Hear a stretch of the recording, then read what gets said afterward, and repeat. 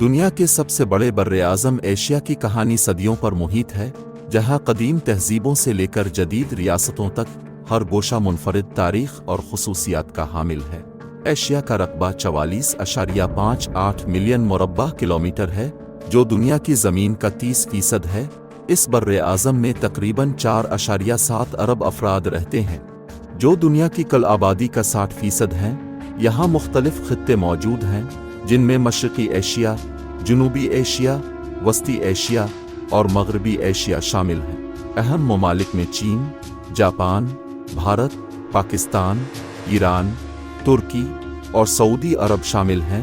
جغرافیائی اعتبار سے ایشیا متنوع ہے، جہاں دنیا کا بلند ترین پہاڑی سلسلہ ہمالیہ موجود ہے، جو ماؤنٹ ایورسٹ جیسے بلند ترین مقام کا حامل ہے۔ دریائے سندھ، گنگا، یانگزی اور دریائے میکانگ ایشیا کے اہم دریا ہیں، جبکہ صحرائے گوبی اور صحرائے تھر اس کے مشہور صحراؤں میں شامل ہیں۔ تاریخ کے ابتدائی دور میں وادی سندھ تہذیب کا شمار دنیا کی اولین تہذیبوں میں ہوتا ہے، جو 3300 قبل مسیح سے 1300 قبل مسیح تک موجود رہی۔ اس تہذیب کے اہم شہر موہنجو-داڑو اور ہڑپہ تھے، جہاں نکاسی آب کا جدید نظام اور منظم شہری منصوبہ بندی دیکھنے کو ملتی ہے۔ دوسری جانب چین میں 2000 قبل مسیح سے چینی تہذیب نے ترقی کی، جہاں کن شی ہوانگ پہلے شہنشاہ بنے اور دیوار چین جیسا عظیم منصوبہ مکمل کیا گیا۔ قدیم ایران میں آخامنشی سلطنت 550 قبل مسیح 330 قبل مسیح مشہور رہی، جسے سائرس اعظم نے قائم کیا اور بعد میں سکندر اعظم کے ہاتھوں ختم ہوئی۔ ایشیا میں کئی اہم جنگیں لڑی گئیں، جن میں منگول حکمران چنگیز خان کے حملے 1206 اور 1368 اہم تھے۔ ہندوستان میں مغل سلطنت 1526 سے 1857 ایک مضبوط حکمرانی کا نمونہ تھی، جس کے نمایاں حکمرانوں میں ظہیر الدین بابر، جلال الدین اکبر اور اورنگزیب شامل ہیں۔ مغل دور میں تاج محل جیسی شاندار عمارتیں بنائی گئیں۔ جدید دور میں ایشیا 2 عالمی جنگوں میں بھی شامل رہا، جہاں جاپان، چین اور ہندوستان جیسے ممالک نے نمایاں کردار ادا کیا۔ تہذیبی طور پر ایشیا مختلف رنگوں کا امتزاج ہے۔ وادی سندھ تہذیب کے بعد اسلامی تہذیب نے قرون وسطیٰ میں بغداد، دمشق اور دہلی جیسے مراکز میں ترقی کی۔ چینی تہذیب نے کنفیوشس کی تعلیمات، کاغذ، بارود اور قطب نما جیسی ایجادات سے دنیا کو متاثر کیا۔ ہندوستانی تہذیب میں یوگا، ویدک سائنس اور کلاسیکی موسیقی اہمیت رکھتی ہے۔ مذاہب کے لحاظ سے ایشیا ایک منفرد مرکز ہے۔ اسلام کا آغاز مکہ و مدینہ میں ہوا اور یہ دنیا کا دوسرا بڑا مذہب ہے۔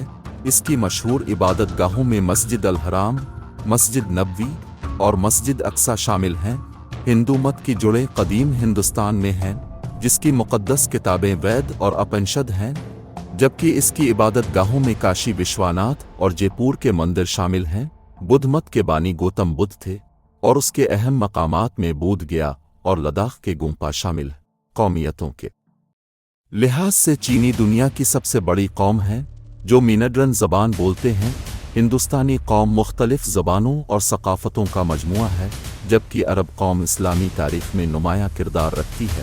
ترک قوم عثمانی سلطنت کی وارث ہے، جو 1299 سے 1924 تک قائم رہی اور اس کے مشہور حکمرانوں میں سلطان محمد فاتح اور سلیمان دی گریٹ شامل ہیں۔ ثقافت کے لحاظ سے ایشیا متنوع ہے۔ یہاں کے روایتی لباس میں ساڑی، قمیص شلوار، کیمونو اور عباءہ شامل ہیں۔ ایشیائی کھانے دنیا بھر میں مقبول ہیں، جن میں بریانی، سوشی، ڈمپلن اور کباب شامل ہیں۔ آرٹ کے شعبے میں منی ایچر پینٹنگز، چینی خطاطی اور اسلامی طرز تعمیر نمایاں ہیں۔ سیاسی تنازعات کے حوالے سے ایشیا کا فلسطین اسرائیل تنازع بہت اہم ہے، جس کی بنیاد زمین کی ملکیت پر ہے۔ اس تنازع میں یاسر عرفات اور بن گوریون جیسی شخصیات شامل رہے۔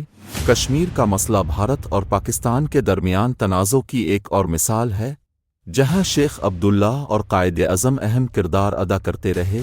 ماحولیاتی مسائل کے لحاظ سے ایشیا کو کئی چیلنجز کا سامنا ہے، جن میں آلودگی، جنگلات کی کٹائی اور دریاؤں کی آلودگی شامل ہیں۔ بھارت اور چین میں صنعتی ترقی کے ساتھ ماحولیاتی آلودگی ایک بڑا مسئلہ بن چکی ہے۔ ایشیا کے اثرات اچھے اور برے دونوں رہے ہیں۔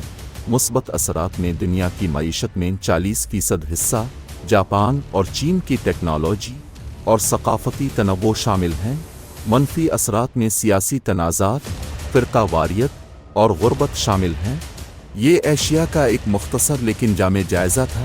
اگلی ویڈیو میں ہم افریقہ کی تفصیل پیش کریں گے، جہاں آپ کو مزید حیرت انگیز کہانیاں ملیں گی۔